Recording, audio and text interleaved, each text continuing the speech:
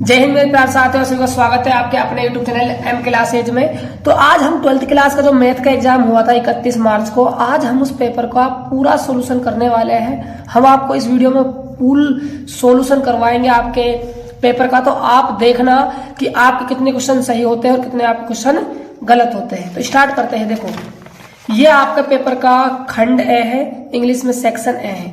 तो बच्चों पहला क्वेश्चन आया था एफ आर से आर परिभाषित है, एफ एक्स साइन एक्स है, जी आर से आर में जी एक्स की वैल्यू एक्स स्क्वायर है। तो आपसे फोग एक्स बराबर हो गए। चार ऑप्शन आपको दिए हुए। तो बच्चों मैंने क्या किया है, इन सभी क्वेश्चनों को पहले सोल्व कर लिया और अब आपको मैं इनका सोल्यूशन बताने वाला हूं। विद सोल्यूशन बताऊंगा बच्चों, आप कहीं मत जाना। आपको यूट्यूब पर भटकने की कोई आवश्यकता नहीं, आपको यहाँ पर पूरा सोल्यूशन मिलने वाला है। देखो, जी एक्स एक्स स्क्वायर है, एफ एक्स साइन एक्स है, फोग एक्स निकालना है। तो फोग कैसे निकालते बच्चों, एफ को बाहर रखा, जी एक्स को अंदर, फिर फंक्शन एफ एक्स में एक्स के स्थान पर रखते हैं जी एक्स।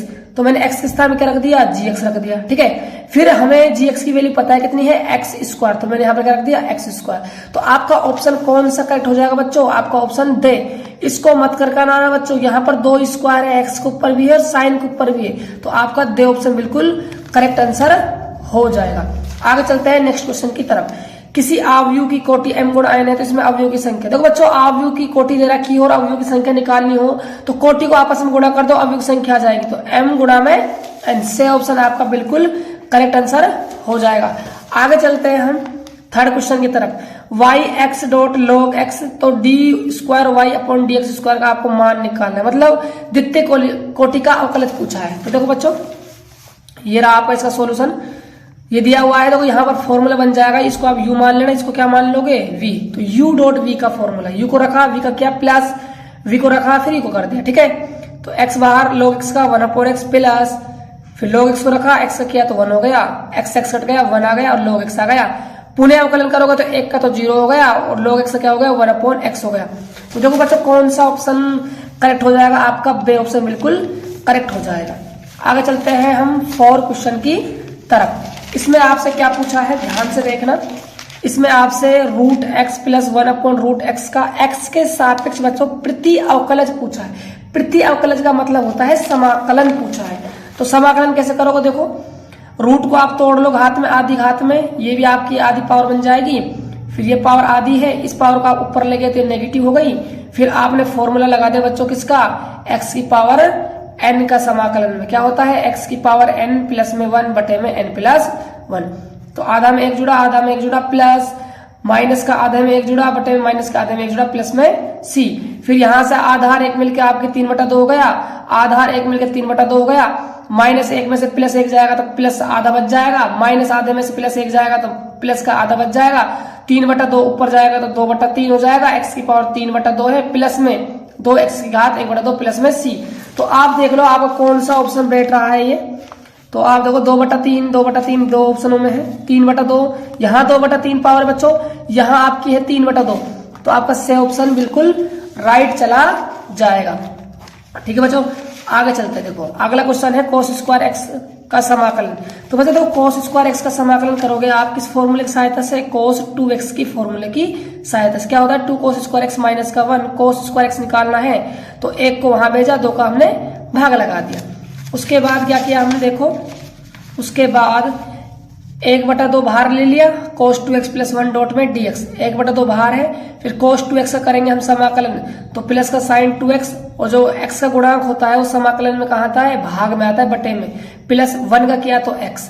अब हमने क्या किया, 1/2 को अंदर मल्टीप्लाई किया तो 2 गुणा 2 क्या हो गया, 4 हो गया, x के बटे में 2 आ गया, प्लस में c हो गया। तो आपका ऑप्शन कौन सा चला जाएगा, ए ऑप्शन आपका बिल्कुल करेक्ट आंसर हो जाएगा। आगे चलते हैं हम नेक्स्ट क्वेश्चन की तरफ। एक है वक्र आपका y बराबर एक्स स्क्वायर एवं रेखा y बराबर 4 से घिरे क्षेत्र का क्षेत्रफल पूछ रहा है बच्चों। तो देखो ये आपका एक परवलय का समीकरण है। तो ये y बराबर एक्स स्क्वायर ऐसे बनेगा, x y बराबर 4 दिया हुआ है तो ये यहां से जाएगा। तो देखो ये वाला एरिया आपका यहाँ से बाउंड हो रहा है। तो आप क्या करोगे, इतने का निकाल लो, यहां से यहां तक का निकाल लो और उसको 2 से मल्टीप्लाई कर दो, पूरे का आ जाएगा। देखो 2 गुणा 0 से 4 रूट में y क्यों लिया है, रूट में y, क्योंकि ये x अक्ष के सापेक्ष हो रहा है। देखो यहाँ x अक्ष है ना, इसलिए। ठीक है, तो y की वैल्यू आ जाएगी 1/2, रूट हटेगा तो फिर हम x की पावर n वाला कंसेप्ट लगा देंगे और जो आपका फाइनल आंसर है बच्चों वो देख लो आप कितना आ जाएगा 32/3 आपका आंसर आ जाएगा। अगला क्वेश्चन क्या है आपका देखो, तो 32/3 ये आपका सही ऑप्शन राइट हो जाएगा। ठीक है, आगे अगला क्वेश्चन देखो, आई डॉट ब्रैकेट जे गुणा के कैप प्लस में जे कैप डॉट ब्रैकेट आई कैप क्रॉस के कैप प्लस के कैप डॉट आई कैप गुणा में जे कैप का मान क्या होगा। तो बच्चों ऐसे क्वेश्चनों को करने की ट्रिक होती है, आप सभी ने पढ़ा होगा कि आप एक क्लॉकवाइज डायरेक्शन में आई जे और के कैप बना लो। आई कैप जे कैप एक ही दिशा में चल रहे हैं तो फिर के कैप किसका लिया जाएगा, पॉजिटिव लिया जाएगा। देखो यहाँ पर जे कैप गुणा में के कैप, तो जे कैप रहा के कैप रहा, आप जे कैप से के कैप की तरफ गए तो क्या आएगा, प्लस का आई कैप आएगा। ठीक है, आई कैप गुणा में के कैप, तो आई कैप रहा के कैप रहा, तो आप उल्टे चल दिए तो फिर आएगा जे किसका, नेगेटिव का जे कैप। ठीक है, प्लस में के कैप, आई कैप गुणा में जे कैप, तो आई कैप से आप गए जे कैप के पास, फिर प्लस का क्या आएगा, के कैप। तो आप जानते हो ये आपका डॉट प्रोडक्ट है,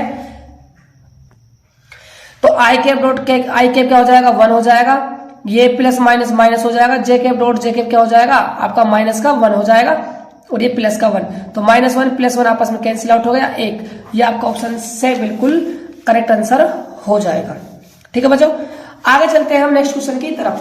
अगला क्वेश्चन है, यदि दो सदिश ए वेक्टर तथा बी वेक्टर के परिमाण √3 व 2 है तो ए वेक्टर डॉट बी वेक्टर बराबर √6 हो तो ए वेक्टर तथा बी वेक्टर के बीच का कोण ज्ञात करवा रहा है आपसे। तो कोण का फॉर्मूला क्या है बच्चों, सुनना ध्यान से। देखो तो आपके पास है ए वेक्टर बराबर √3 बी वेक्टर बराबर 2, ये आपकी वैल्यू √6 के बराबर है। तो आप जानते हैं फॉर्मूला ये A vector dot B vector बराबर में mod A vector mod B vector cos theta, इसकी वैल्यू आपने √6 रख दी, इसकी √3 2 कोस थीटा। ठीक है, कोस थीटा की वैल्यू चाहिए तो √3 गुणा 2 का हमने क्या दे दिया, इसमें भाग दे दिया, फिर √6 को हमने तोड़ दिया, √3 गुणा √2 में, तो √3 से √3 कट गया और फिर हमने क्या किया, इस 2 को क्या लिख दिया, √2 गुणा √2 लिख दिया, ऊपर वाले √2 से ऊपर वाले √2 चला गया और नीचे वाला 1/√2 बच गया। अब ये 1/√2 किसकी वैल्यू है, कोस में, ये 45 डिग्री की होती है बच्चों, तो हमने बराबर में क्या लिख दिया, cos π/4, तो कोस से कोस हट जाता है तो क्या बचेगा, π/4, तो दे ऑप्शन आपका बिल्कुल करेक्ट आंसर हो जाएगा। आगे चलते हैं नेक्स्ट क्वेश्चन की तरफ। बच्चों यार यदि आपको सॉल्यूशन अच्छा लग रहा है तो प्लीज आप वीडियो को शेयर कर देना और यदि चैनल पहली बार आए हो तो प्लीज चैनल को सब्सक्राइब कर लेना, क्योंकि मैंने आपके लिए पूरे पेपर का सॉल्यूशन लिखा है, किया है और आपके लिए वीडियो बना रहा हूं, तो इतना तो यार आपकी फर्ज बनता है कि यार आप भी अपने भाई की हेल्प करो जितनी हो सके, है ना। तो देखो x, y और z अक्षों पर क्रम से 2, 3 और 4 अंतःखंड काटने वाले समतल का समीकरण क्या होगा। तो मतलब समतल का समीकरण क्या होता है, सुनना, 2 अंतःखंड x पे है, y पर 3 है, z पर 4 है, तो समीकरण होता है x/a + y/b + z/c बराबर 1। तो अंतःखंड आते हैं नीचे, a b c आपके अंतःखंड कहलाते हैं। a है x अक्ष का अंतःखंड, b है y का और c है आपका z का। तो यहाँ पर हमने 2, 3 और 4 वैल्यू जमा दी, लेकिन कहीं पर भी हमारे पास ना ऐसा ऑप्शन है नहीं, हमें सिर्फ ऑप्शन सरल रेखा में लिखना है, रैखिक समीकरण टाइप में लिखना है। तो हमने क्या किया, 4 और 3 12 का एलसीएम क्या होता है बच्चों, 12 होता है, तो हमने 12 से ना पूरी समीकरण को मल्टीप्लाई किया। तो 12 से करेंगे तो 2 से 12 कटेगा तो 6 आ जाएगा, 12 3 से कटा तो 4 आ गया, 12 4 से कटा तो 3 आ गया और यहाँ पर 12 मल्टीप्लाई हो गया। तो देखो ऐसा ऑप्शन 12 12 12 3 ऑप्शनों में बच्चों, यहाँ भी कंफ्यूजन वाली चीजें है, लेकिन पहले 6x आ रहा है, तो 6x किस में आ रहा है बच्चों, बे ऑप्शन में, तो आपका बे ऑप्शन बिल्कुल करेक्ट आंसर हो जाएगा। आगे चलते हैं हम 10 क्वेश्चन की तरफ। 10 क्वेश्चन है, पी की वैल्यू 7/13 है, पी बी का मान 9/13 है, पी ए इंटरसेक्शन बी आपका 4/13 है, तो आपको पी ए/बी का मान निकालना है। तो बच्चों ये फॉर्मूला बेस्ड क्वेश्चन है आपका, कुछ नहीं है ज्यादा। तो इसकी मान होता है कि P A intersection B upon में नीचे वाला आ जाता है, नीचे वाला है ना पी बी, इसकी वैल्यू है आपके पास 4/13, इसका मान है आपके पास 9/13, 13 से 13 हट गया 4/9, तो आपका 4/9 हो जाएगा, जो कि आपका ऑप्शन नंबर ए बिल्कुल करेक्ट आंसर हो जाएगा।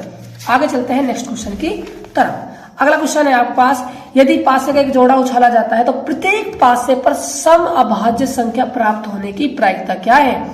देखो बच्चों जब आप एक पासे को उछालते हो तो जो कुल परिणाम है वो बच्चों 36 बनते हैं, कितने बनते हैं, 36 बनते हैं कुल परिणाम। मैंने लिखा भी हुआ है, 36 बनते हैं कुल परिणाम। तो बच्चों देखो वो कह रहा है आपसे कि सम अभाज्य होनी चाहिए प्रत्येक पासे पर। असम भी हो अभाज्य भी हो, तो बच्चों आप सभी को पता है सम अभाज्य संख्या सिर्फ एक दो ही होती है जो सम अभाज्य होती है। अब दोनों पे आने की बोल रहा है तो एक ही तो कंडीशन बन सकती है 2,2, तो अनुकूल 1 बन गया, कुल कितना बन गया 36 बन गया। तो आपका ऑप्शन नंबर दे बिल्कुल करेक्ट आंसर हो जाएगा। आगे देखो अगला क्वेश्चन है आपके सामने है, यदि एक सिक्के को 3 बार उछाला जाता है जहां ई है तीसरी उछाल पर चित, एफ है पहली दोनों उछालों पर चित, तो पी ई अपॉन एफ का मान निकालिए। तो देखो बच्चों क्या करना है, तो आपने एक सिक्के को 3 बार उछाला तो आपके पास टोटल जो कंडीशन बनने वाली होती है वो बनती है बच्चों 8 कंडीशन। कितनी बनती है? 8 कंडीशन आपके पास टोटल बन जाती है। तीसरी उछाल पर चित कह रहा है, तो तीसरी उछाल पर चित कहाँ आ रहा है? इसमें आ रहा है, इसमें आ रहा है, इसमें आ रहा है, इसमें आ रहा है। इनको हमने यहाँ पर रख दिया। ठीक है, अब देखो आगे, अब आगे आपका पहली दोनों उछालों पर चित, तो पहली दोनों उछालों पर चित, तो यहाँ भी कितनी बन रही है? 2। यदि हम प्रायिकता निकालना चाहे पी एफ की, तो अनुकूल बन रहे हैं 2, कुल कितनी है आपकी 8, प्रायिकता आएगी 1/4 कटकर। ठीक है, यदि ई की यहाँ पर आवश्यकता पड़ने वाली है नहीं बच्चों, क्योंकि पी ई अपॉन एफ पूछ रहा है, पी एफ काम में आने वाली है। इंटरसेक्शन निकाला तो ये आया 1, है ना, इंटरसेक्शन बच्चों, ये प्रायिकता नहीं निकाली अभी हमने निकाला है सिर्फ अभी इंटरसेक्शन। तो इंटरसेक्शन निकाला है तो प्रायिकता निकालोगे आप तो 1 कितनी हो जाएगी? 8 हो जाने वाली है। तो यहाँ लिख देता हूं मैं साइड में पी ई इंटरसेक्शन एफ की प्रायिकता। फॉर्मूला आपने लगा दिया बच्चों, ये थोड़ा सा मिसप्रिंट है इस क्वेश्चन के अंदर, देखो ध्यान से। पी ई इंटरसेक्शन एफ कितनी वैल्यू है? 1/8। पी एफ की वैल्यू कितनी है? 1/4। ये ऊपर जाएगा 4, तो 4/8 कट के कितना आ जाएगा? 1/2। पहले बच्चों 1/2 ही आ रहा था, लेकिन तरीका थोड़ा सा गलत था। ऑप्शन आ जाएगा आपका बी, बिल्कुल करेक्ट आंसर आपका आ जाएगा, बी आपका आंसर हो जाना है। तो बच्चों ये तो थे हमारे एमसीक्यू ऑब्जेक्टिव क्वेश्चन, सारे क्वेश्चन हो गए। आप सभी ने मिलान भी कर लिया होगा, तो कमेंट बॉक्स में बता देना कि गुरुजी हमारे एमसीक्यू कितने सही हुए हैं। प्लीज कमेंट बॉक्स में छाप दो आप सभी बच्चे कि आपके एमसीक्यू कितने सही हुए हैं। अब चलते हैं हम नेक्स्ट क्वेश्चन की तरफ। सेकंड क्वेश्चन है आपका फिल इन द ब्लैंक्स का। ठीक है, पहला क्वेश्चन है आपका कि ये x, ये आपका अवयव 2 3 है, प्लस में y -1 1 है, बराबर में 10 5 है। आपसे x प्लस y का मान पूछ रहा है। देखो कैसे करना है, x को अंदर भेजा 2x, 3x प्लस y को अंदर भेजा माइनस का y प्लस का y बराबर में 10 और 5। फिर हमने क्या किया, इनको जोड़ा, 2x माइनस वाई हो गया, 3x प्लस वाई हो गया, 10 5। फिर हमने संगत घटकों को क्या कर दिया? बराबर कर दिया। 2x माइनस वाई बराबर होगा 10, 3x प्लस वाई बराबर होगा 5। ठीक है, फिर हमने इनको घटा के विलोपन विधि से जोड़ दिया। जोड़ने के बाद ये तो कट गया, 3x और 2x मिलकर हो गए 5x बराबर में 10। x का मान आया 3, फिर हमने x का मान समीकरण 1 में रख दिया, वहां से y का मान निकाल लिया हमने -4, दोनों को जोड़ा तो हमारा आंसर आया -1। बच्चों देख लो, आपको ऐसे इसका सॉल्यूशन करना था, लेकिन ये जो खालिस्तान है आपको सिर्फ आंसर -1 ही लिख कर आना था, इतना सारा सॉल्यूशन नहीं करना था। लेकिन मैं फिर आपको बता रहा हूं कि इसका सॉल्यूशन होने वाला कैसे है। ठीक है, आगे चलते हैं नेक्स्ट क्वेश्चन की तरफ। अगला क्वेश्चन है कोस √x का, अरे इसका सम अवकलन करना है बच्चों। कोस का अवकलन होता है माइनस का साइन रूट में x, रूट का करोगे तो 1/2√x, ये आपका यहाँ पर आ जाना है। आपसे कह रहा है कि वक्र है आपके पास 3x⁴ - 4x, x बराबर 4 पर स्पर्श रेखा की प्रवणता। बच्चों प्रवणता कैसे निकालते? प्रवणता ऐसे निकालते, पहले वक्र का अवकलन करते हैं, फिर वहां x के स्थान पर हम जितना भी दिया हुआ है वो मान रखते हैं। तो देखो बच्चों इसका सॉल्यूशन कैसे होने वाला है, ध्यान से देखो। इसका सॉल्यूशन ये हो जाएगा आपके लिए। देखो ये तो हो गया था उस वाले का सॉल्यूशन, ठीक है, cos √x वाले का अवकलन पूछ रहा था। अब देखो इसका सॉल्यूशन कैसे करने वाले हैं। देखो y है, अवकलन करेंगे तो 3 बाहर रखा, x⁴ का अवकलन हो जाएगा 4x⁴, 4 3 से गुणा हुआ बाहर आ गया, माइनस का 4 को बाहर रखा, एक x का किया तो 1 हो गया। ठीक है, फिर हमने 4 यहाँ पर रख दिया, कैलकुलेशन करने के बाद हमारा आंसर आया 764। अगला क्वेश्चन क्या है बच्चों आपके सामने। बच्चों थोड़ी बहुत तो कैलकुलेशन आप भी कर लेना है ना। x की घात 2 ब्रैकेट 1 - 1/x² dx की वैल्यू आपको निकालनी है। तो देखो कितना प्यारा सा सवाल है बच्चों। एक्स स्क्वायर को आप अंदर भेज दो, एक्स स्क्वायर, ये एक्स स्क्वायर से एक्स स्क्वायर कट जाएगा, माइनस का 1 बच जाएगा। फिर आप इसका अलग अलग समाकलन करोगे तो एक्स स्क्वायर का एक्स की पावर 3/3 1 का हो जाएगा एक्स। ठीक है, तो ये आपका इसमें भरना था। अगला 5वां क्वेश्चन है आपके सामने कि बिंदु A B C D D के निर्देशांक आपको दिए हुए हैं, आपको ए बी और सी डी रेखाओं के बीच का न्यून कोण बताना है कि न्यून कोण कितना हो जाएगा। देखो जो न्यून कोण निकालने का सिंपल सा तरीका होता है, पहले हमें ए बी वेक्टर निकालना पड़ेगा, फिर हमें सी डी वेक्टर निकालना पड़ेगा। तो सी डी वेक्टर कैसे निकलता है और ए बी वेक्टर कैसे निकलता है ये भी आपको पता होना चाहिए। ए बी वेक्टर निकाल रहे हो तो इसका मतलब ये कि बी के स्थिति सदिश में से आप ए का स्थिति सदिश घटा दोगे, सी डी निकाल रहे हो तो डी का स्थिति सदिश में से सी का स्थिति सदिश आप घटा दोगे। तो ये घटाने के बाद हमारे पास सदिश आ गए। फिर हमने सी डी में से 2 कॉमन लिया तो हमें क्या मिल गया, ए बी मिल गया। जब ऐसी कंडीशन आ जाती है तो उस वाली कंडीशन में ये आपस में क्या होता है, समांतर होते हैं। समांतर है तो बच्चों वहां तो कोण कितना बनने वाला है, 0 डिग्री बनने वाला है। आगे चलते हैं, तो आपको यहाँ पर 0 भरकर आना था।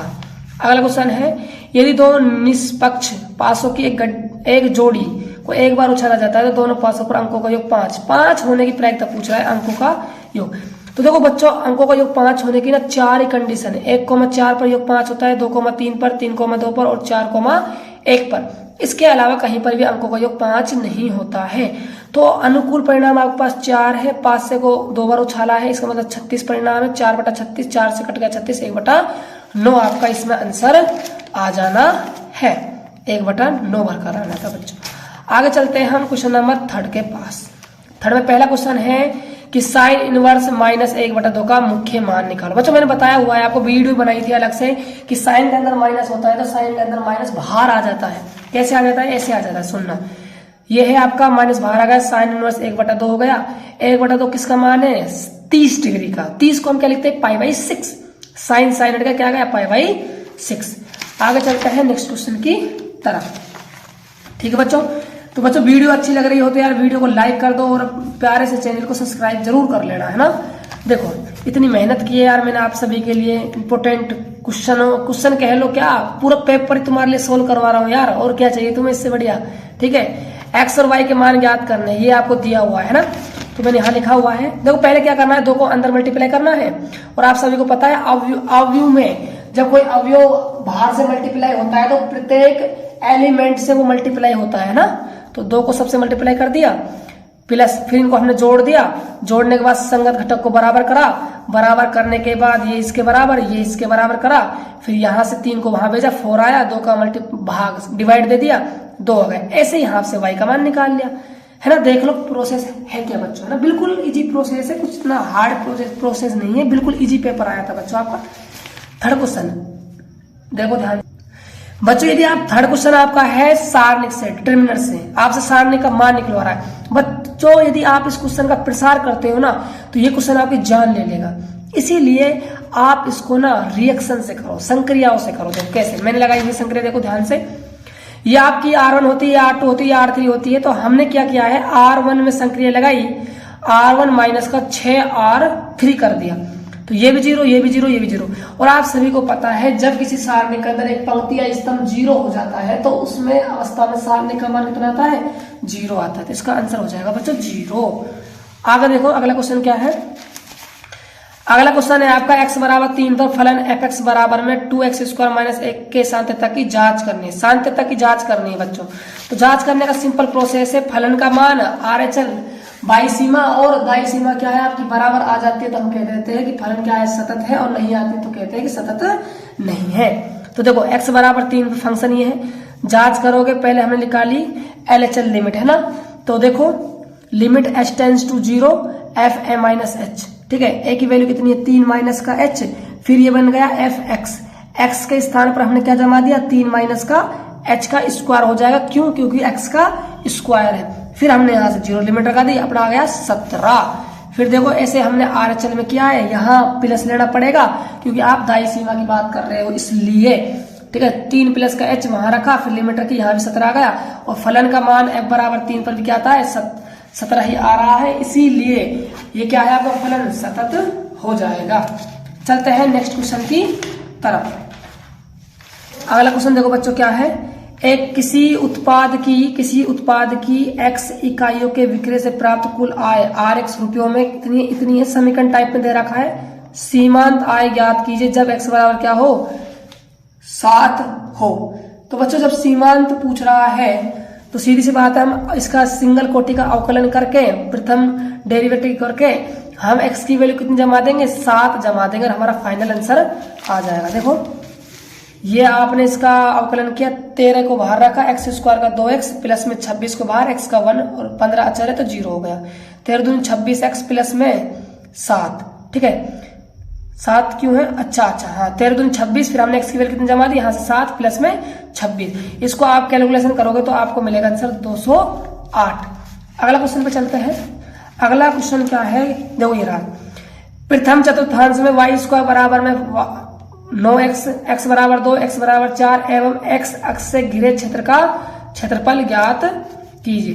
तो बच्चों ये आपका एक वक्र दिया हुआ है और x बराबर 2 और x बराबर 4 और x अक्ष से घिरे क्षेत्र का आपको क्षेत्रफल निकाल कर बताना है। देखो बच्चों बड़ा अच्छा क्वेश्चन था, बड़ा शानदार क्वेश्चन था, लेवल वाला क्वेश्चन था ये।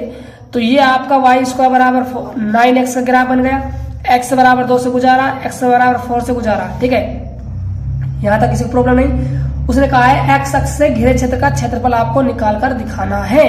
तो देखो क्या करना है, आसान सी प्रोसेस है। ये क्षेत्रफल आपको दिखाना है बच्चों। तो क्या किया आपने सभी ने, इसको ना 2 से मल्टीप्लाई करना था, किया नहीं क्या, नहीं ये 2 से मल्टीप्लाई नहीं होगा, x अक्ष की बात कर रहा है ना प्लस, ठीक है यहीं पर कहना है ना, x बराबर 2 और x बराबर 4 और वक्र से, तो यही एरिया बाउंड हो रहा है आपका सिर्फ, ठीक है। तो देखो तो लिमिट क्या हो जाएगी 2 से लेकर 4 तक, ठीक है। y की वैल्यू निकालनी है तो हम कैसे निकालेंगे y की वैल्यू, 9x पर रूट आ जाएगा, 9 का वर्गमूल 3 बाहर आ गया और रूट x अंदर रह गया। फिर 3 को हमने बाहर ले लिया, x की पावर आधी मानी, फिर इसका हमने समाकलन किया, समाकलन करने के बाद यहाँ पहुंचे, यहाँ पहुंचने के बाद सिर्फ हमने फिर लिमिट रखी, लिमिट रखने के बाद जो हमारा फाइनल आंसर आ जाएगा वो 16 - 4√2 वर्ग इकाई आ जाएगा। बच्चों आप स्क्रीन रोककर स्क्रीन शॉट ले सकते हो, आप देख सकते हो कि हाँ प्रोसेस हो कैसे रही है ना। यदि मैं प्रोसेस को पूरी तरह से डिटेल से बताने लग गया तो ये वीडियो बहुत ज्यादा लंबा हो जाएगा, है ना। इसलिए मैं सिर्फ आपको सोल्यूशन दिखा रहा हूँ, कुछ चीजें आपको बता के चल रहा हूँ, ठीक है। आगे चलते हैं नेक्स्ट क्वेश्चन की तरफ। देखो बिंदु आपको P वेक्टर की फॉर्म में दिया हुआ है, Q भी वेक्टर की फॉर्म में दिया हुआ है, मिलाने वाले 2:1 में अंत्य विभाजन। बच्चों विभाजन ध्यान रखना है, अंत्य आता है तो प्लस लेते हैं, भाई आता है तो माइनस का लेते हैं। अंत्य विभाजित करने वाले R का स्थिति सदिश बताना है। तो देखो बच्चों इसको हम कैसे करेंगे, देखो ध्यान समझो। यह आपका OP वेक्टर है, यह आपका OQ वेक्टर है। अनुपात M1 अनुपात M2 होता है, M1 की वैल्यू है 2, M2 की वैल्यू है 1, ठीक है। अंत्य विभाजन R का स्थिति सदिश का फॉर्मूला होता है OR वेक्टर बराबर M1 OQ वेक्टर प्लस में M2 OP वेक्टर बटा M1 प्लस M2। फिर हमने क्या किया, OQ और OP का मान जमाया, M1 और M2 का मान जमाया, फिर 2 को अंदर किया, 1 को अंदर मल्टीप्लाई किया, M1 और M2 को यहाँ 2 + 1 करके जोड़ा, जोड़ने के बाद हमारे पास ये फाइनल आंसर आ गया, ठीक है बच्चों। चलते हैं नेक्स्ट क्वेश्चन की तरफ। अगला क्वेश्चन क्या है बच्चों, बहुत ही शानदार क्वेश्चन है अगला, सुनना ध्यान से। देखो ये कह रहा है आप सभी से कि या सभी से क्या कह रहा है, सुनना ध्यान से, कि सदिश i कैप माइनस का 2j कैप प्लस का 3 कैप और 3i cap minus 2j cap plus k cap के बीच का कोण ज्ञात कीजिए। बच्चों आपको कोण ज्ञात करना है, बताना था। तो बच्चों दो सदिशों के बीच कोण निकालने का सिंपल सा फॉर्मूला होता है, क्या होता है देखो, इसको हमने a वेक्टर माना, इसको हमने b वेक्टर माना, थीटा आपको निकालना है तो cos थीटा होता है a vector dot b vector बटा मोड a और मोड b।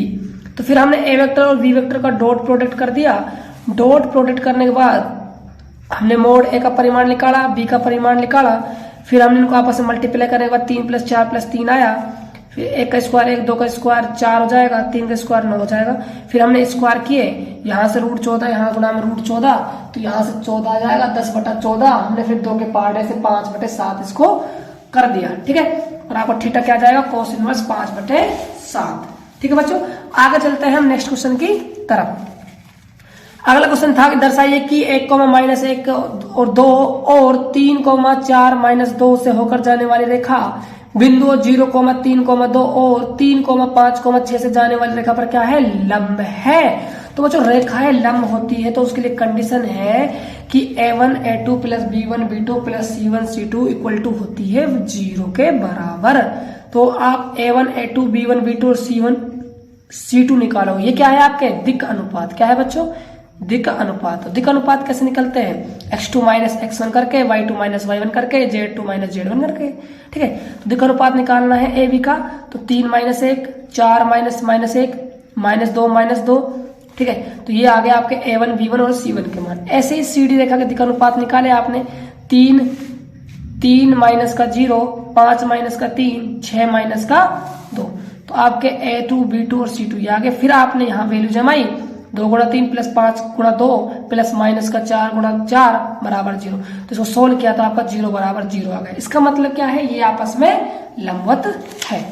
आगे चलते हैं नेक्स्ट क्वेश्चन की तरफ। एक रेखा का आपको कार्तीय समीकरण दिया हुआ है। x माइनस का 5/3 प्लस y प्लस 4/7 बराबर z माइनस का 6/2 है। तो इसका सदिश समीकरण आपको निकाल कर बताना था। तो बच्चों सदिश समीकरण सिंपल सा है, क्वेश्चन है, ज्यादा इतना हार्ड पूछा नहीं है आपसे। देखो इसको सॉल्यूशन क्या है, सुनना ध्यान से बच्चों, देखो ध्यान से, है ना, देखो ध्यान से। तो ये आपका कार्तीय समीकरण है बच्चों। आप सभी को पता है हम x1 y1 और z1 कहां से निकालते हैं? ऊपर वालों को 0 के बराबर करके निकालते हैं। तो इनको बराबर में 0 किया तो x1 बराबर 5 आया, y1 बराबर 4 आया, z1 बराबर कितना आया हमारा? 6 आ गया। तो नीचे वाले होते हैं ये आपके a b और क्या होते हैं? c होते हैं। और रेखा का समीकरण क्या होता है? r वेक्टर बराबर a वेक्टर प्लस में लैम्डा b वेक्टर। फिर यहाँ हमने a वेक्टर को वैल्यू क्या होती है? ये 5, 4 और 6 है, ये आपके a वेक्टर बन जाएंगे। और जो v वेक्टर है आपके, वो आपके दिक् अनुपात से बन जाएगा। बनने के बाद हमने क्या कहा? इस समीकरण में वैल्यू को जमा दिया। चलते हैं नेक्स्ट क्वेश्चन की तरफ। अगला क्वेश्चन क्या है बच्चों आपका? एक समतल दिया हुआ है आपके पास, 2x प्लस वाई माइनस का z बराबर 5 द्वारा निर्देशीय अक्षों पर काटे गए अंत्यखंडों को ज्ञात कीजिए। बच्चों 2 क्वेश्चन आए देखो समतल से। एक में तो आपको अंत्यखंड देकर समतल का समीकरण बनवा रहा था, है ना, और इस वाले क्वेश्चन में आपको समतल का समीकरण देकर आपसे क्या पूछ रहा है? अंत्यखंड पूछ रहा है। तो बच्चों आप सभी को पता है कि समतल की समीकरण की फॉर्म क्या होती है? x बटा a, y बटा b, c बटा z बटा c बराबर 1 होता है। लेकिन कहीं पर भी ऐसा है नहीं, तो आपको ऐसा बनाना पड़ेगा। तो बनाओगे कैसा? सुनो ध्यान से। यह है आपका, ठीक है। तो देखो आपको क्या करना है, आपको इस रूप का समतल का समीकरण बनाना होता है, ठीक है। तो हमने क्या किया, इस पूरी समीकरण में 5 का डिवाइड कर दिया। तो यहाँ 5 आ जाएगा भाग में, यहाँ भी 5 आ जाएगा, यहाँ भी 5 आ जाएगा, 5 से 5 कट के 1 आ जाएगा। तो ये हो रहा। फिर हम जानते हैं कि हमारा जो समीकरण वो x बटा a है, मतलब x का गुणांक 1 होता है। यहाँ कितना है? 2। तो 2 को तो हम 5 के बटे में भेज सकते हैं ना, क्यों? क्योंकि जाएगा तो ऊपर फिर दोबारा x से गुणा हो ही जाएगा। तो देखो फिर ये इसको हमने -5 लिख दिया। फिर आपके क्या आ गए? अंत्यखंड a की वैल्यू 5/2, b की वैल्यू 5 और c की वैल्यू -5 आ गई। चलते हैं नेक्स्ट क्वेश्चन की तरफ। एक अनभिन्नत पासा को 2 बार उछाला गया। मान ले घटना a पहली उछाल पर विषम संख्या प्राप्त होना और b घटना द्वितीय उछाल पर विषम संख्या प्राप्त होना दर्शाती है। तो घटना a और b के स्वतंत्र परीक्षण कीजिए। बच्चों स्वतंत्र घटना है और आप सभी जानते हैं घटना स्वतंत्र होती है तो pa गुणा में p भी होता है। देखो एक पासा उछालने पर ये आपके टोटल 6 गुणा 6 बराबर कितने बन जाएंगे? 36 परिणाम बन जाएंगे। तो पहला है पहली उछाल पर विषम अंक आना। तो पहली उछाल में देखो विषम अंक आने की पॉसिबिलिटी क्या क्या है? पहली उछाल पर 1 वाली लाइन पूरी आ जाएगी 6 तक, ठीक है, 3 वाली लाइन पूरी आ जाएगी, 5 वाली लाइन पूरी आ जाएगी। क्यों? क्योंकि पहला इनका अंक क्या है? सबका विषम है। क्या है? विषम। इसलिए तो ये कितने बने? 18 बने आपके परिणाम। 6 6 6। प्रायिकता निकालना चाहे घटना एक की, तो pa बराबर 18/36 कटेगा तो 1/2। ये कह रहा है द्वितीय उछाल पर विषम आने की प्रायिकता है ना। तो देखो विषम तो आपका 1,1 बन सकता है, 1,3, 1,5, ऐसे 2 की लाइन में 2,1, 2,3, 2,5, 3 की लाइन में 3,1, 3,5 है ना, और 3,3 भी है। ऐसे 4 की, ऐसे 5 की, ऐसे हमने 6 की बना ली और टोटल किया तो ये 18 हुआ। 18/36 काटा तो 1/2। तो स्वतंत्र घटना कहा है बच्चों? तो जो ये फॉर्मूला है ये बराबर होता है। तो 1/2 गुणा में 1/2 बराबर कितना आ जाएगा? 4 आपका आ जाएगा। तो बच्चों ये तो हो गया खंड ए का सोल्यूशन। अब हम करेंगे खंड बे का सोल्यूशन। देखिए खंड बे में क्या है, सुनो ध्यान से। तो बच्चों पहला क्वेश्चन तो ये है कि एफ एक्स 4x + 3 बटा में 6x माइनस का 4 है, x की वैल्यू जो है वो 2/3 नहीं होगी, तो सिद्ध करना है कि एफ ओ एफ एक्स बराबर होगा x के। सिद्ध वाला क्वेश्चन है बच्चों, है ना। तो देखो ध्यान से इसको कैसे सोल्व करेंगे हम। ये रहा आपके सामने क्वेश्चन, है ना बच्चों। पूरे क्वेश्चनों के मैंने सॉल्यूशन लिख लिए तुम्हारे लिए कि टाइम तुम्हारा ज्यादा खराब ना हो और आप आराम से जल्दी फास्ट देख सको कि आपके कितने क्वेश्चन सही है, कितने क्वेश्चन गलत है। ठीक है, तो यार वीडियो अच्छी लग रही है तो प्लीज आप वीडियो को लाइक कर देना, शेयर कर दो अपने दोस्तों के पास, जिससे कि सभी आपके जो फ्रेंड सर्किल में फ्रेंड है वो सब इस वीडियो को देख ले और अपने मार्क्स देखे कितने आ रहे हैं कितने नहीं आ रहे। ठीक है, तो एफ एक्स है आपका 4x + 3 बटा में 6x माइनस का 4। एफ ओ एफ एक्स निकालना है, किसके बराबर निकालना है, एक्स के बराबर आपको सिद्ध करना है। तो बच्चों पहले लेना है आपको एलएचएस। एलएचएस ले लिया आपने, F O F X, F को रखा एफ एक्स, फिर एफ एक्स, ये एफ है ये काम कर रहा है एक्स का, तो फंक्शन में हमने एक्स के स्थान में क्या जमा देना है, एफ एक्स। तो एक्स स्थान एफ एक्स प्लस में 3 एफ एक्स माइनस का 4। ठीक है, फिर हमें एफ एक्स की वैल्यू जमानी है, यहाँ पर जमा दी। लघुत्तम ले लिया 6x माइनस का 4, नीचे सिर्फ 6x माइनस का 4, आपस में गुणा कर दिए। गुणा करने के बाद यहाँ पहुंच जाओगे तुम, कैलकुलेशन कर लोगे ना, बिल्कुल कर लेंगे गुरुजी। 12 से 12 कट गया, 24 से 24 कट गया गुरुजी, 16x और 18x हो जाएंगे 34x, 18 और 16 जोड़ कितने हो जाएंगे 34, 34 ने 34 को मारा, आंसर आ गया आपका x। यही तो आपसे सिद्ध करवा रहा था। ठीक है, अगला क्वेश्चन देखिए 5वां। आपको एक आव्यूह दिया हुआ है और आपको a डैश a बराबर i इकाई आव्यूह सिद्ध करके बताना है। a डैश का मतलब होता है a का परिवर्त, उल्टा।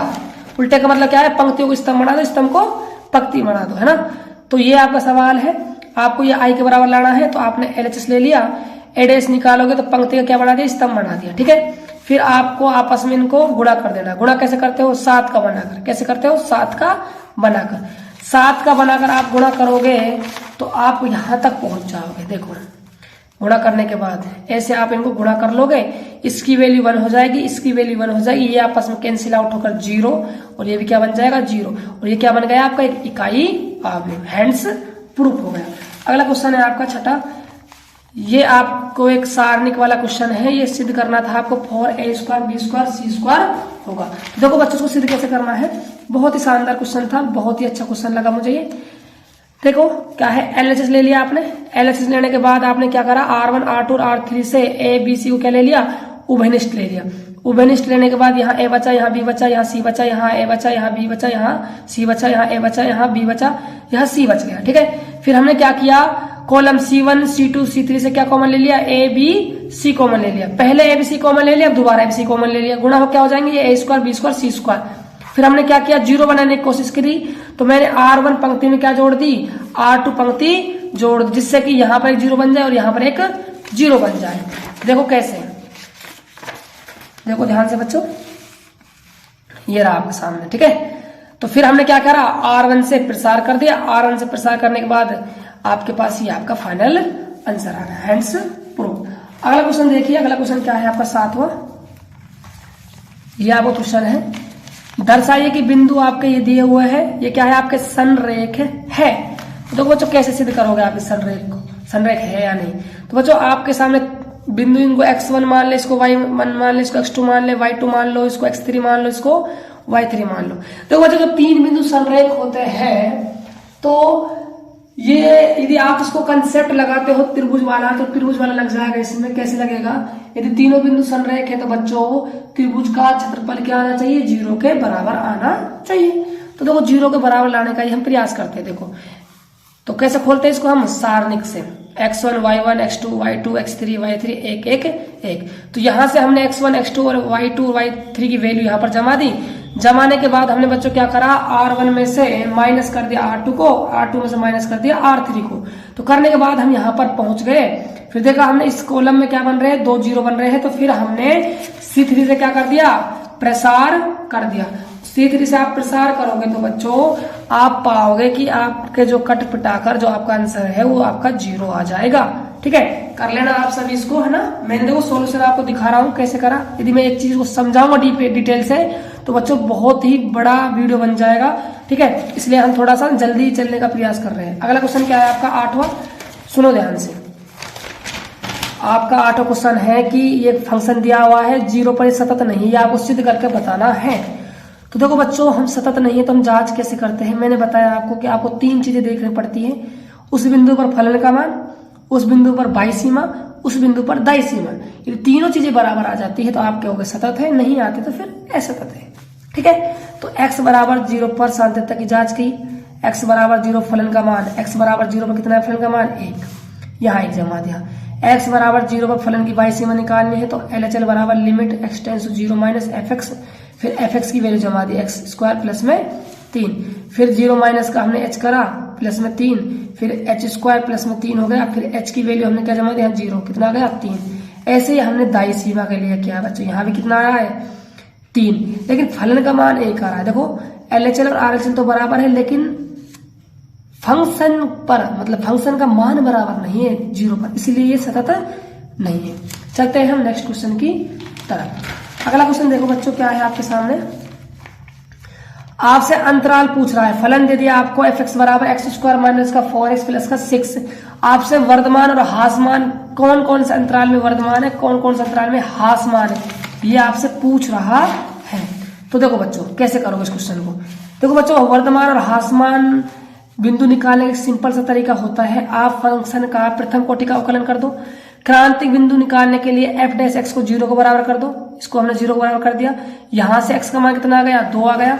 फिर हम संख्या रेखा बनाते हैं माइनस अनंत से प्लस अनंत, 0 और 2। तो बच्चों आप पाओगे कि ह्रासमान जो है ये माइनस का अनंत और 0 यूनियन किया है मैंने, क्यों, क्योंकि ये 0,2 पर भी क्या बैठ रहा है ह्रासमान बैठ रहा है। ह्रासमान जांच कैसे करते हैं बच्चों, यदि f डैश x का मान 0 से छोटा आ जाता है तो फंक्शन क्या होता है ह्रासमान होता है, और बड़ा आ जाता है तो क्या होता है वर्धमान होता है। यदि आप इस अंतराल में से f डैश x में कोई भी वैल्यू जमाओगे बच्चों तो वो हमेशा आपको 0 से छोटी ही वैल्यू मिलने वाली है, ठीक है, क्या मिलेगी 0 से छोटी। मैंने कुछ एग्जाम्पल की सहायता से आपको यहाँ पर बताया भी हुआ है तो आप देख सकते हो। और वर्धमान कहाँ पर बैठ रहा है, ये 2 अनंत पर ये बैठ रहा है, इनके बीच आप कोई भी वैल्यू रख दो, ये हमेशा f डैश x की वैल्यू 0 से बड़ी होने वाली है, ठीक है बच्चों। आगे चलते हैं हम नेक्स्ट क्वेश्चन की तरफ। x मीटर भुजा वाले घन की भुजा 2% की वृद्धि की दर से कारण घन के आयतन में सन्निकट परिवर्तन ज्ञात कीजिए। तो मान ली घन की भुजा क्या है, हमें x मीटर मान ली बच्चों, तो घन की भुजा में परिवर्तन क्या है dx अपॉन dt, 2%, परसेंट हटा तो बटे में 100 आया, 2 से आपने 100 को काटा 1/50 आ गया, ठीक है। घन का आयतन में परिवर्तन dv अपॉन dt निकालना था आपको, तो आप जानते हो घन का आयतन होता है भुजा का क्यूब, तो आपने यहाँ भुजा का क्यूब कर दिया। फिर इसका अवकलन किया तो 3x स्क्वायर हो गया, x का किया तो dx अपॉन dt हो गया, dx अपॉन dt की वैल्यू है 1/50, तो 3x स्क्वायर बटा में 50 आपका राइट आंसर हो जाएगा, ठीक है बच्चों। वीडियो अच्छी लग रही हो तो वीडियो को लाइक करते जाओ और शेयर करते जाओ, है ना। अगला क्वेश्चन देखो 11, सेक स्क्वायर x बटा में √10 स्क्वायर x प्लस में 4 का आपको समाकलन करना था। बिल्कुल सिंपल सवाल है बच्चों, समाकलन करना था आपको। देखो नीचे वाले को आपने 10x को t मान लो बच्चों, t मान लिया, 10x का अवकलन किया तो सेक स्क्वायर x dt बराबर सेक स्क्वायर x डॉट में dx, वहां वैल्यू जमाई, फिर ये फॉर्मूला बना, फॉर्मूले में आपने वैल्यू जमाई, वैल्यू जमाने के बाद आपका फाइनल आंसर आ जाएगा, ठीक है। अगला क्वेश्चन देखो 12वां क्या है, परवलय y स्क्वायर बराबर 4x और उसके नाभिलंब से परिबंध क्षेत्र का क्षेत्रफल ज्ञात कीजिए। तो देखो बच्चों कैसे करोगे आप इसको, ये आपका y स्क्वायर बराबर 4x का यहाँ पर ग्राफ बन गया, ठीक है। ये आपकी एक नाभिलंब हो गई इस पर, जिसके हम यहाँ पॉइंट मान के चल रहे हैं 1,0, ठीक है। अब आपको इस छायांकित भाग का क्षेत्रफल निकालना है, तो आप 0 से a तक निकाल दो, ठीक है। किसका y बराबर √4x का निकाल दो, उसको 2 से मल्टीप्लाई कर दो तो पूरे का नहीं आ जाएगा क्या, ठीक कहा गुरु जी बिल्कुल। तो 2 से मल्टीप्लाई किया, 0 से a लिमिट लगाई, y डॉट में dx, ठीक है। फिर यहाँ पर y की वैल्यू कैसे क्या होगी, y की वैल्यू निकाल लो, यहाँ से y की निकाले तो रूट आ जाएगा 4x पर, 4 का तो 2 बाहर आ जाएगा, रूट a अच्छा इसलिए रूट a बाहर आ जाएगा, रूट x अंदर बच जाएगा। फिर रूट x का कैसे करोगे समाकलन, भाई रूट का मतलब है घात आधी लगा दी, फिर आपने x की पावर n का फॉर्मूला लगा दिया, फिर सिंपल प्रोसेस से आपने इसको कैलकुलेशन की तो आपका आंसर आया 8a स्क्वायर बटा में 3, ठीक है बच्चों। आगे चलते हैं हम नेक्स्ट क्वेश्चन की तरफ। अगला क्वेश्चन है आपका 13वां। वाई अक्ष को मूल बिंदु पर स्पर्श करने वाले वृत्तों के कुल का अवकलन समीकरण ज्ञात कीजिए। वाई अक्ष को कहां करना है टच? मूल बिंदु पर। तो देखो बच्चों कैसे करना है इसको, देखो क्वेश्चन थोड़ा सा बड़ा है ये। देखो आपने इस वक्र को, जो आपका वृत्त है, इसको आपने वाई अक्ष से टच करवा दे, कहां पर? मूल बिंदु पर। त्रिज्या क्या हो जाएगी इसकी? ए। निर्देशांक क्या हो जाएंगे इस बिंदु के? a, 0। देखो हमने वृत्त की त्रिज्या मान ली बच्चों a। वृत्त का समीकरण होता है x माइनस एच का स्क्वायर प्लस में y माइनस k का स्क्वायर बराबर में r स्क्वायर। चूंकि वृत्त का केंद्र क्या है? a, 0 है, इसलिए त्रिज्या हो जाएगी आपकी a। तो हमने यहाँ पर h का और k का मान जमा दिया। मान जमाने के बाद हमने सिंपल प्रोसेस की, इसको समीकरण 1 नाम दे दिया। फिर हमने x के सापेक्ष अवकलन कर दिया। अवकलन करने के बाद हम यहाँ पर पहुंच गए। फिर हमने समीकरण 1 से a का मान निकाल कर समीकरण कहाँ रख दिया? 2 में रख दिया बच्चों। 2 में रखने के बाद हमने कैलकुलेशन की। सिंपल कैलकुलेशन करने के बाद हमारा फाइनल आंसर आया वो ये आ गया। ठीक है, आगे चलते हैं नेक्स्ट क्वेश्चन की तरफ। अगला है आपका 14वां क्वेश्चन। ठीक है, दिए हुए सदिश ए वेक्टर बी वेक्टर दिया हुआ है आपको। ए वेक्टर प्लस बी वेक्टर के अनुदिश आपको मात्रक सदिश ज्ञात करना है। तो इसको कैसे करोगे? देखो ध्यान से, ए वेक्टर दिया हुआ है, बी वेक्टर दिया हुआ है, ए वेक्टर प्लस बी वेक्टर के अनुदिश आपको मात्रक सदिश निकालना है। तो पहले आप ए वेक्टर प्लस बी वेक्टर निकाल लो। मतलब कैसे निकालोगे? ए वेक्टर में बी वेक्टर जोड़ दोगे। जोड़ने के बाद आपको आई के प्लस में के मिल गया। ठीक है, फिर आप ए वेक्टर प्लस बी वेक्टर को किसके बराबर मान लो? सी वेक्टर के। अब आपको इसका मात्रक सदिश निकालना है। तो मात्रक सदिश का मतलब है आपको इसका कैप करना है, और इसको हमने किसके बराबर माना है? सी के बराबर। तो सी का कैप बराबर सी का सदिश बटे में मोड सी। तो सी वेक्टर क्या है? आई के प्लस में के बटा में मोड सी क्या है? 1 का स्क्वायर प्लस 1 का स्क्वायर 2। तो ये आपका फाइनल आंसर आ जाएगा। ठीक है, आगे चलते हैं नेक्स्ट क्वेश्चन की तरफ। समतल जिनके सदिश आपको ये दिए हुए हैं, बीच का कोण निकालना है बच्चों।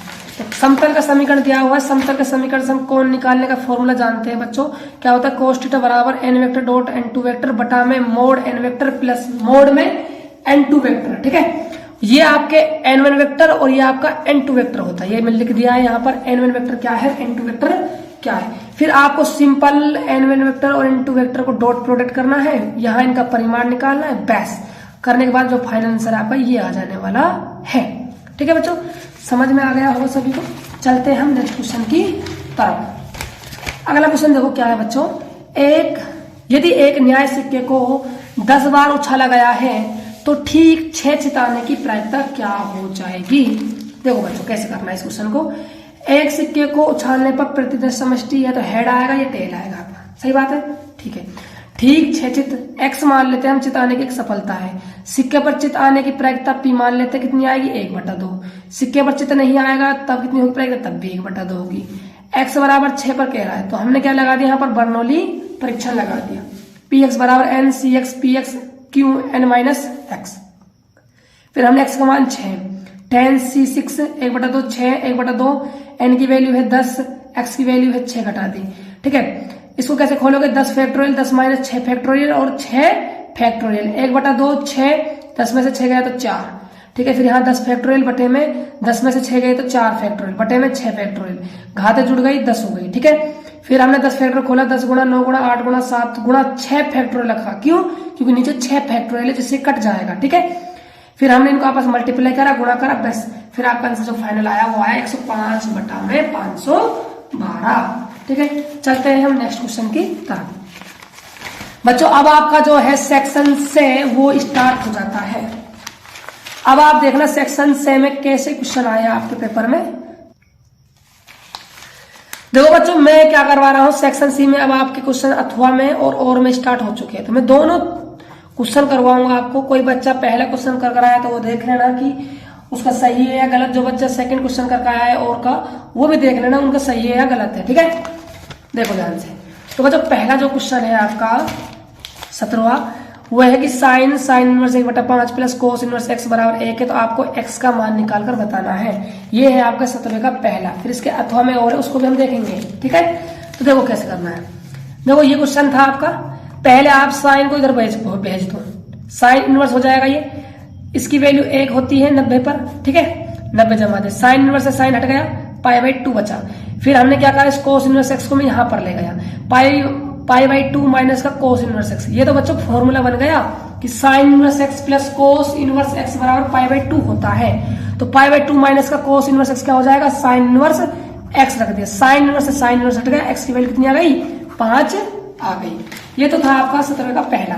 सेकंड देखो क्या है, दर्शाइए कि sine inverse 3/5 minus sine inverse 8/17 बराबर कोस इनवर्स 84/85 होगा।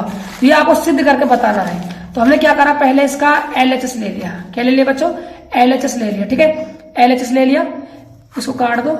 LHS लेने के बाद sine inverse 3/5 minus sine inverse 18/17 है। फिर हमने क्या किया, इसको x के बराबर माना, इसको हमने y के बराबर माना। ठीक है, मान लिया, साइन को यहां भेजा, इनवर्स वाले को इधर भेजा, ये आ गया। फिर यहां से हमने cos x और cos y की वैल्यू निकाली, 4/5 और 15/17 आ गई। ठीक है, उसके बाद हमने फॉर्मूला लगाया किसका, cos x माइनस y का। ये आप सभी जानते हैं फॉर्मूला होता है। फिर हमने यहाँ पर cos x cos y sin x और sin y की वैल्यू जमा दी। वैल्यू जमाने के बाद इनको गुणा किया, गुणा करने के बाद इनका एलसीएम लिया।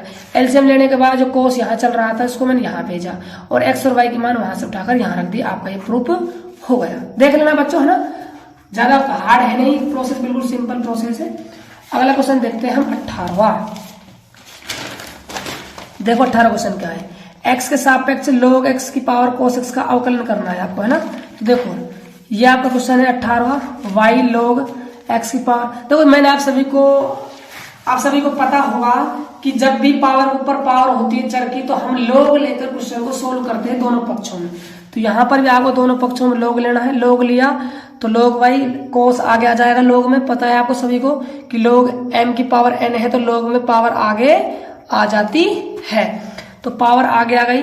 फिर हमने इसका अवकलन कर दिया, log y का 1/y dy/dx, cos x को रखा, फिर इसका किया प्लस, फिर इसको रख दिया, इसका करेंगे। ठीक है, फिर cos x log x का 1/x, फिर log का किया तो 1/x। ठीक है, ऐसा करने के बाद ये हमारी कैलकुलेशन थी। कैलकुलेशन करने के बाद हमारा ये फाइनल आंसर आ गया। ठीक है, चलते हैं नेक्स्ट क्वेश्चन की तरफ। और वाला क्वेश्चन देखो आपका क्या है। और वाला क्वेश्चन ये रहा कि y बराबर एक समीकरण दी हुई है, आपको ये इसके बराबर लानी थी। ठीक है, तो देखो कैसे करना है। आप सभी को पता है प्रूफ में आपको द्वितीय कोटि का अवकलन करना है। तो आप कुछ मत सोचो, समीकरण एक का पहले आप द्वितीय कोटि का अवकलन कर दो। ठीक है, प्रथम कोटि का अवकलन कर दिया, अवकलन करना सबको आता होगा। ठीक है, यहाँ तक पहुंच गए। फिर दोबारा पुनः आपने अवकलन कर दिया, अवकलन करने के बाद आप यहाँ पर पहुंचे। फिर आपको ना ये गुणा नहीं करना है 7/3500 से, फिर आपको 35 को तोड़ना है 7 गुणा 500 में। ठीक है, ऐसे 42 को 600 गुणा में आपको 7 में तोड़ना है। ठीक है, फिर आप इसमें से क्या कॉमन ले लोगे, 49 आप कॉमन ले लोगे। फिर आपके पास ही बन जाएगी समीकरण 1, वहां से आप y की वैल्यू जमा दोगे और आपका हैंड्स प्रूफ आंसर हो जाएगा। ठीक है, चलते हैं हम नेक्स्ट क्वेश्चन की तरफ। अगला क्वेश्चन क्या है आपका, अगला क्वेश्चन है आपका 19वां। ये आपका समाकलन से आया है, ये 1900 का अथवा है। ठीक है, पहले देखते हैं हम फर्स्ट वाला। फर्स्ट वाला क्या है, 1/x माइनस का 1 x माइनस 2 का आपको समाकलन करना है। ठीक है, तो कैसे करोगे देखो ध्यान से, ये सवाल है। तो हमें कुछ नहीं करना, पहले इन ब्रैकेटों को अंदर गुणा कर देना। गुणा करने के बाद ये बन गया। फिर आपको पूर्ण वर्ग विधि की सहायता से ये पूर्ण बनाना है। फिर यहाँ से आपको फॉर्मूला बनाना है। ठीक है, फॉर्मूला बनाने के बाद ये आपके पास फॉर्मूला बन गया किसका, x² माइनस a² का। क्या होता है, log x plus √x² minus का a²। फिर आपको फॉर्मूले की मदद से यहाँ पर वैल्यू जमानी, फिर आपका फाइनल आंसर आ जाएगा। देख लो बच्चों कैसे सोल्व किया है मैंने, है ना। ठीक है, इतना टाइम है नहीं कि मैं हर स्टेप को आपको बताऊं। ठीक है, आप कुछ अपनी तरफ से देख सकते हो। सेकंड क्वेश्चन है x² प्लस 1 बटा में x² माइनस 5x प्लस में 6। आप सभी को पता होगा जब अंश और हर की घात इक्वल होती है तो हम भाग की सहायता से क्वेश्चन को सोल्व करते हैं बच्चों। देखो ये हमने भाग लगाया, ठीक है, भाग लगा दिया, इसका भाग हमने इसमें दे दिया, भाग देना आता होगा, भागफल दे दी। फिर हमने इनको अलग अलग कर दिया, अलग अलग करने के बाद यहाँ पहुंच गए। फिर हमने क्या करा, इसको हमने I1 मान लिया बच्चों। क्या मान लिया, इसको हमने I1 माना। I1 को फिर हमने अलग सोल्व किया, इसको फिर हमने आंशिक भिन्नों में तोड़ा। आंशिक भिन्नों में तोड़ने के बाद हमने ये प्रोसेस करी। ये प्रोसेस करने के बाद हमने चर और अचरों के पदों की तुलना करवाई। तुलना करवाने के बाद हमने a और b के वैल्यू निकाली। a और b की वैल्यू निकालने के बाद हमने इनको सूत्र में रखा। सूत्र में रखने के बाद हमने a और b का मान जमाया। a और b का मान जमाने पर यहाँ हमने इनका समाकलन कर दिया। ये आपका फाइनल आंसर हो जाएगा बच्चों इस सवाल का। ठीक है, चलते हैं हम नेक्स्ट क्वेश्चन की तरफ। 20वां क्वेश्चन ये है कि दर्शाइए कि 2i कैप माइनस जे कैप प्लस के कैप, और ये आपका एक वेक्टर, ये वेक्टर दिया हुआ है, एक समकोण त्रिभुज की क्या है, शीर्ष है। तो देखो समकोण त्रिभुज का शीर्ष है, तो बच्चों जो पाइथागोरस प्रमेय है उसका ये सत्यापन करना चाहिए। तो देखो कैसे होगा, ओ ए वेक्टर, ओ बी वेक्टर, ओ सी वेक्टर आपको दिया हुआ है। पहले आप निकालोगे ए बी वेक्टर, कैसे निकालोगे, ओ बी वेक्टर में से माइनस कर दोगे ओ ए वेक्टर को, माइनस करने के बाद आपके पास ये आपका वेक्टर आ गया। फिर क्या करोगे आप आगे, फिर आप इसका परिमाण निकाल लोगे। परिमाण कैसे निकालोगे, रूट लगाकर, कितना आया, रूट 41। फिर आप BC निकालोगे, कैसे निकालो, OC वेक्टर में से माइनस कर दोगे OB वेक्टर, करने के बाद आपके पास ये वेक्टर आया। फिर इसका आप क्या निकाल रहे हो, परिमाण निकाल रहे हो, परिमाण निकाल दिया, कितना आया, रूट 6 आया। फिर आप क्या निकाल रहे हो, AC वेक्टर, कैसे निकालोगे, OC वेक्टर में से माइनस कर दोगे OA वेक्टर को, ठीक है, घटाने के बाद आपके पास ये आ जाएगा AC वेक्टर। फिर आप इसका परिमाण निकाल लो, कितना आ जाएगा, रूट 35। फिर आप क्या करोगे, AB वेक्टर का स्क्वायर, AB वेक्टर मोड का स्क्वायर बराबर BC वेक्टर मोड का स्क्वायर प्लस में AC वेक्टर मोड का स्क्वायर आपस में बराबर कर दोगे, तो ये देखो 41 बराबर 41 आ गया। तो ये मतलब क्या है, समकोण त्रिभुज के शीर्ष है। आगे देखो नेक्स्ट जो क्वेश्चन है इसके अथवा में वो ये है कि एक त्रिभुज का क्षेत्रफल ज्ञात कीजिए जिसके शीर्ष आपको दिए हुए हैं। तो बच्चों सारणी की सहायता से हम त्रिभुज का क्षेत्रफल निकालते हैं, सबको पता होगा, ठीक है। तो देखो कैसे करने वाले हैं इसको, ठीक है, देखो ध्यान से। तो ए बिंदु दिया हुआ है, बी दिया हुआ है और सी दिया हुआ है, तो ओ ए वेक्टर बना दिया, ओ बी वेक्टर बना दिया, ठीक है हमने। तो ओ ए वेक्टर कैसे निकालोगे आप, ओ बी वेक्टर में माइनस कर दोगे ओ ए वेक्टर को, ठीक है, कर दिया।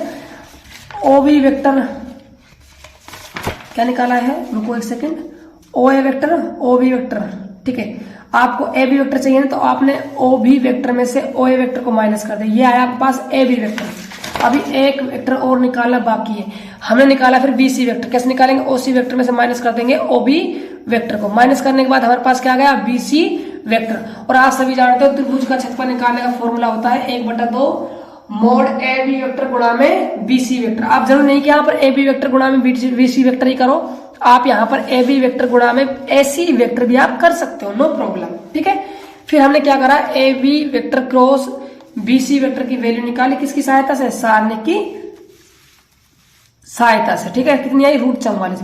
रूट 44 को हम क्या लिख सकते हैं, 4 गुणा 11, 4 का वर्गमूल 2 बाहर आ गया, और रूट 11। ये बच्चों आपका फाइनल आंसर निकल कर आ जाएगा, क्योंकि 2 से वो 1/2 वाला चल रहा है तो कट जाएगा इसलिए, ठीक है। चलते हैं हम नेक्स्ट क्वेश्चन की तरफ। अगला क्वेश्चन है बच्चों आपका समाकलन का क्वेश्चन है, ठीक है, 21वां क्वेश्चन है। देखो 21 का हम पहला सोल्व करवा देते हैं। पहले आपको क्या है, लिमिट आपको -1 से 1 दी हुई, ये आपका क्वेश्चन है निश्चित समाकलन में से, ठीक है।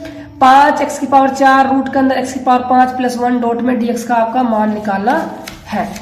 तो देखो आपको क्या करना है, जो अंदर वाला है उसको आप t मान लो, ठीक है। t मानने के बाद इसका अवकलन करोगे तो जो बाहर वाला है 5x⁴ डॉट dx वो आपको मिल जाएगा, जिसकी वैल्यू आप क्या जमा सकते हो, dt, और इसकी वैल्यू t जमा दी आपने, t की पावर हटी तो 1/2 हो गया, t का आपने समाकलन किया तो यहां पहुंच गए। अभी बच्चों आपको लिमिट नहीं रखनी है, क्यों, क्योंकि अभी हमने फंक्शन की लिमिट चेंज की ही नहीं है।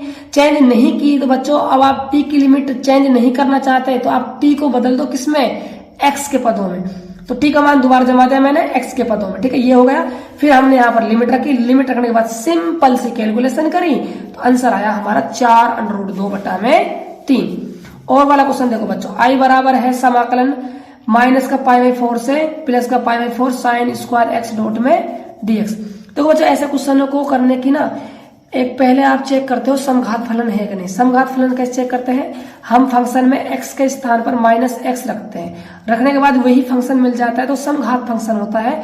फिर उसको करने का जो तरीका होता है वो 2 गुणा 0 से a लिमिट रखते हैं, ऐसे करते हैं ना। तो देखो x के स्थान पर हम -x रखा तो वही फंक्शन मिला, तो कैसे करेंगे, इसको 2 को बाहर रखा, 0 से π/4 लिमिट रख दी, sine square x dot dx का हमें समाकलन करना है। तो इसका समाकलन किसके फॉर्मूले से करेंगे, cos 2x के फॉर्मूले से।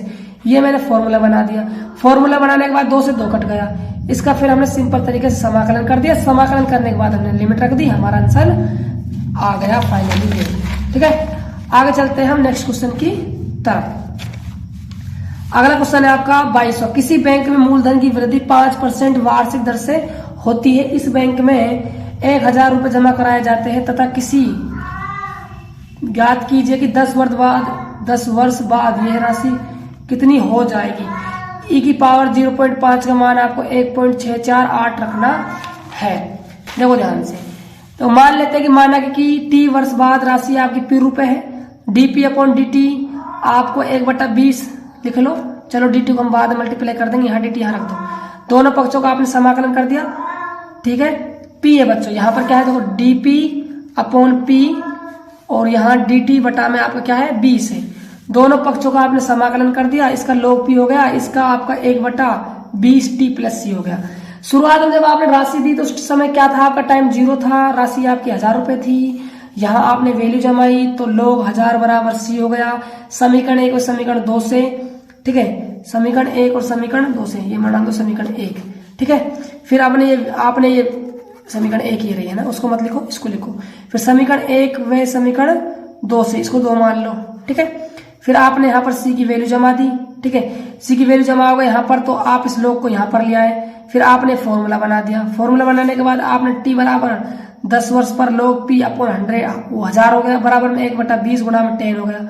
फिर आपकी ये बराबर आ गई, कटने के बाद 2, फिर log हटाया आपने, एंटी log लिया तो p बटा में 1000 बचा, p बटा में 1000 बचा और 1 की पावर में चला गया क्या 1/2, ठीक है।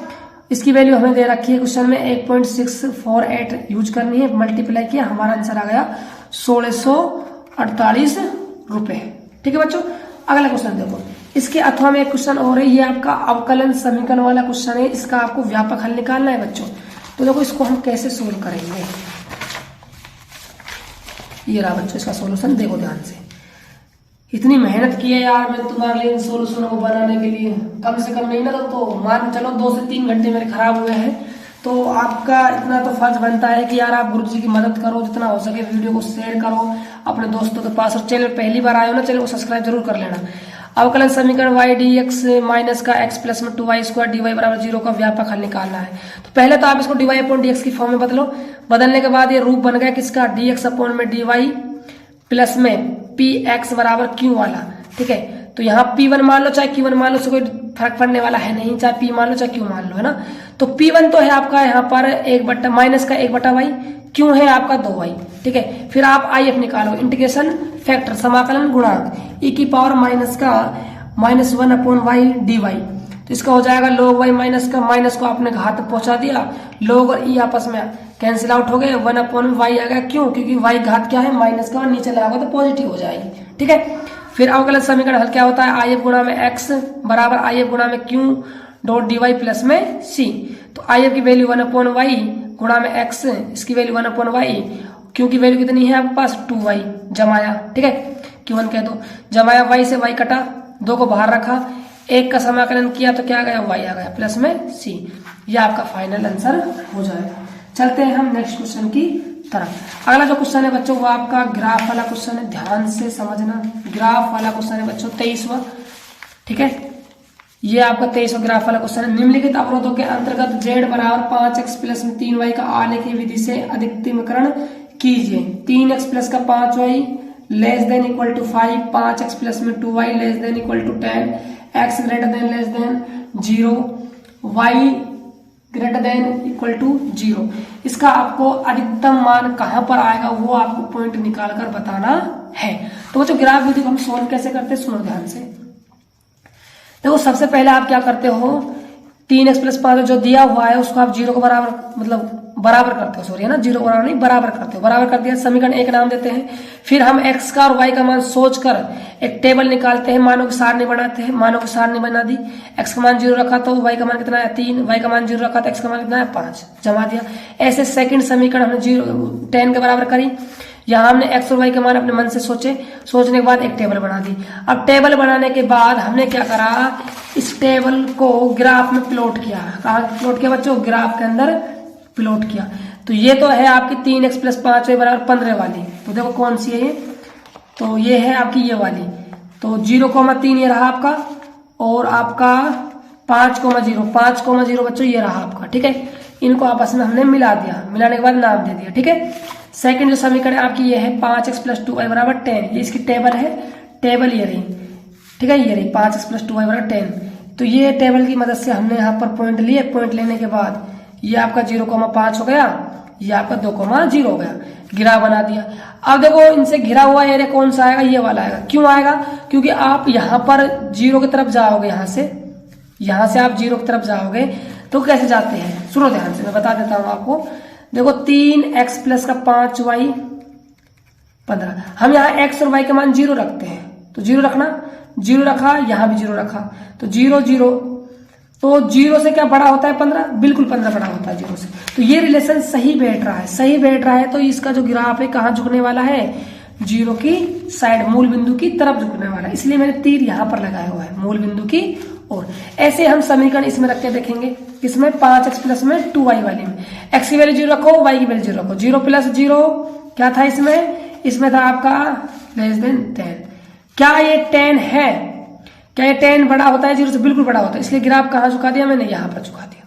ठीक है, तो इन दोनों से कौन सा एरिया बाउंड हो रहा है बच्चों, ये वाला एरिया बाउंड हो रहा है, ये वाला एरिया बाउंड हो रहा है। तो कौन कौन से पॉइंट काम आ रहे हैं, तो ए काम आ गया, सी काम आ गया, बी काम आ गया और 0 आ गया। 0 मतलब मूल बिंदु काम आ गया। तो मूल बिंदु मुझे साफ पता है 0,0 है, बी का पता है 2,0 है, ए के पते हैं कितने, सी के सॉरी ए का पता है 0 क्या है 3 है, सी का नहीं पते, तो सी का नहीं पता, तो सी के निकालने के लिए हमने क्या करा, समीकरण 1 और 2 को सोल्व किया, जैसे कि हम 10th क्लास में किया करते थे विलोपन विधि से, कि हम वहां से x और y के मान निकाला करते थे।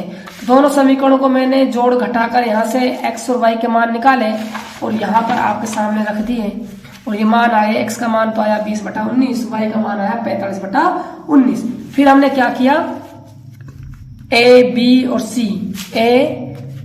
c पॉइंटों को यहाँ दिखाया।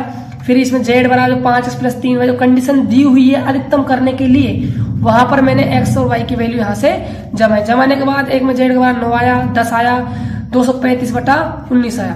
अधिकतम मान कहां पर हो रहा है, अधिकतम मान तो यही तो आएगा भाई। आप 235 में भाग लग दोगे 19 का, तो यदि ये 190 भी होता बच्चों तो मैक्सिमम 10 बार जाता, लेकिन ये तो 190 से ज्यादा है, तो मतलब कहीं ना कहीं ये जाने वाला है आपका 12 बार, तो इस बिंदु पर अधिकतम मान आपका आ जाएगा। तो बच्चों ये थे आपके क्वेश्चन, तो मैंने पूरा क्वेश्चन पेपर बच्चों आपको सोल्व करवा दिया। आप ये बताना कि आपके कितने मार्क्स इसमें से आ जाएंगे। यदि यार वीडियो आपको अच्छी लगी हो ना, प्लीज वीडियो को आप लाइक कर देना, और चैनल पहली बार आए हो तो चैनल को सब्सक्राइब कर लेना, और जितना हो सके इस वीडियो को शेयर करना, ठीक है, क्योंकि मैंने आपके लिए इतनी मेहनत की है, तो आपका इतना तो बनता है कि यार एक सब्सक्राइब और एक वीडियो को लाइक तो हम कर ही दे। तो मिलते हैं नेक्स्ट वीडियो में, तब तक के लिए जय हिंद जय भारत।